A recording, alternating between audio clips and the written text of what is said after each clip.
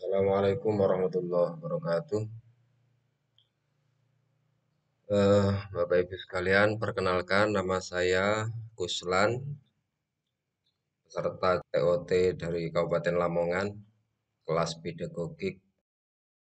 Pada kesempatan ini menyampaikan materi tentang analisis SKL, capaian pembelajaran dan kaitannya dengan model pembelajaran. Ada beberapa pokok materi yang akan kami sampaikan tentang SKL tersebut. Yang pertama yaitu tentang materi standar kompetensi lulusan.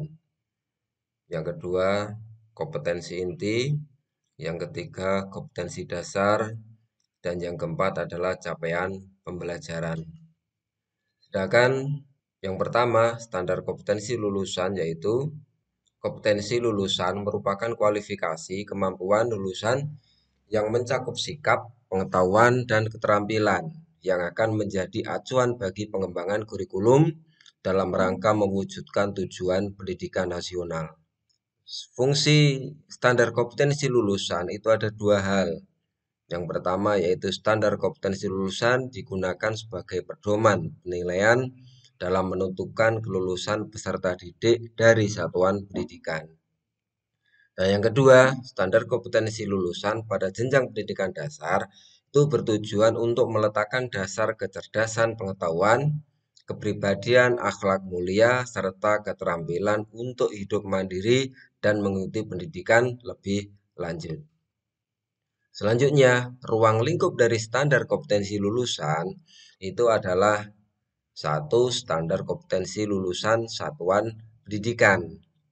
Yang kedua, standar kompetensi lulusan kelompok mata pelajaran.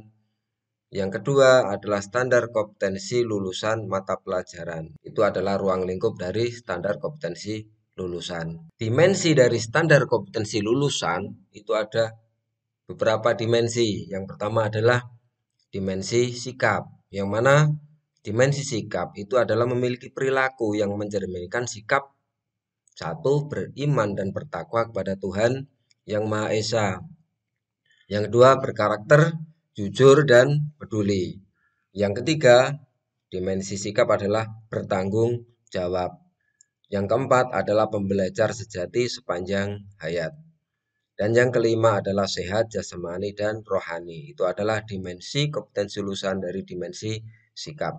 Yang kedua adalah dimensi pengetahuan, yang mana memiliki pengetahuan faktual, konseptual, prosedural, dan metakognitif yang meliputi ilmu pengetahuan, teknologi, seni, dan budaya. Itu adalah dimensi pengetahuan. Yang selanjutnya itu adalah dimensi keterampilan, yang mana dimensi keterampilan ini adalah meliputi satu, kreatif, dua, produktif, tiga, kritis, empat, mandiri, 5, kolaboratif, dan yang keenam adalah komunikatif. Selanjutnya, materi tentang kompetensi inti yang kedua. Apa itu kompetensi inti? Kompetensi inti itu adalah pada kurikulum 2013 merupakan tingkat kemampuan untuk mencapai standar kompetensi lulusan yang harus dimiliki seorang peserta didik pada setiap tingkat kelas. Sedangkan dimensi kompetensi inti itu ada 4. Dimensi sikap spiritual atau KI1 yang disebut atau tidak merupakan kecenderungan seseorang untuk berbuat sesuatu dalam bentuk tindakan. Sikap spiritual ini menjadi sikap utama yang harus dioptimalkan karena sikap ini bisa membentuk kekuatan karakter. Yang kedua adalah sikap sosial. Adanya sikap sosial ini adalah agar peserta didik bisa selalu menjaga hubungan baik antar sesama. Karena pada dasarnya manusia tidak bisa hidup sendiri tanpa melibatkan peran orang lain. Yang ketiga adalah kompetensi inti pengetahuan. Apa itu kompetensi pengetahuan? Pengetahuan adalah katalog sesuatu yang telah diketahui manusia. Cara untuk mendapatkan pengetahuan adalah dengan belajar baik secara formal, non-formal, maupun informal. Dan yang terakhir adalah kompetensi inti dari keterampilan. Apa itu? Kompetensi keterampilan ini berkaitan dengan aplikasi pengetahuan yang diperoleh peserta didik dalam kehidupan sehari-hari. Oleh karena itu, kurikulum 2013 tidak hanya menuntut peserta didik untuk mahir teori, melainkan juga bisa mempraktekkannya. Sekarang kompetensi dasar. Kompetensi dasar itu adalah kemampuan dan materi pembelajaran minimal yang harus dicapai peserta didik untuk sesuatu mata pelajaran pada masing-masing satuan pendidikan yang mengacu pada kompetensi inti. Kenapa? Karena kompetensi dasar itu adalah kemampuan untuk mencapai kompetensi inti yang harus diperoleh peserta didik melalui pembelajaran. Kompetensi dasar ini setiap mata pelajaran dikembangkan dengan merujuk pada kompetensi inti di setiap KI, memiliki KD yang sesuai. Dengan kata lain, KI 1 memiliki KD yang berkaitan dengan sikap spiritual, KI 2 memiliki KD yang berkaitan dengan sikap sosial. KI 3 memiliki KD yang berkaitan dengan pengetahuan, dan KI 4 tentunya memiliki KD yang berkaitan dengan keterampilan. Itu adalah kompetensi dasar. Bahasan selanjutnya yaitu tentang capaian pembelajaran. Apa itu capaian pembelajaran? Capaian pembelajaran itu merupakan kompetensi pembelajaran yang harus dicapai murid pada setiap fase perkembangan, yang dimulai dari fase fondasi yaitu PAUD. Capaian pembelajaran mencakup sekumpulan kompetensi dan lingkup materi yang disusun secara komprehensif dalam bentuk narasi. Capaian pembelajaran ini merupakan kompetensi pembelajaran yang harus dicapai peserta didik pada setiap fase, yang mana dimulai dari fase PAUD.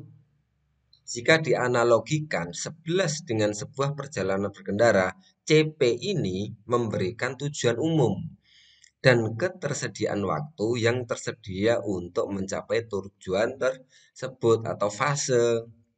Nah, untuk mencapai garis finish, pemerintah membuatnya ke dalam 6 etape yang disebut fase. Nah, setiap fasenya lamanya kurang lebih 1 sampai 3 tahun. Oke, Bapak Ibu sekalian, untuk pendalaman materi, ada beberapa pertanyaan yang harus Bapak Ibu jawab, dan nanti pertanyaan-pertanyaan ini tolong dikumpulkan dan ditulis di selembar kertas.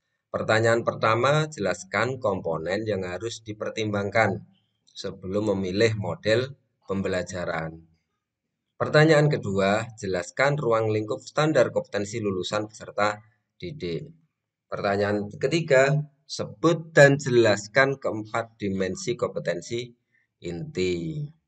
Oke, Bapak Ibu sekalian, silakan 3 pertanyaan tersebut ditulis dalam kertas dan nanti dikumpulkan. Untuk selanjutnya, tugas lembar kerja pendalaman materi. Jadi tolong sesuai dengan petunjuk yang ada, silakan dikerjakan itu, ada petunjuknya, kemudian kerjakan lembar kerja tersebut yang sudah kami sediakan. Untuk selanjutnya, kita akan mengadakan refleksi bagaimana perasaan Bapak Ibu setelah mengikuti kegiatan ini.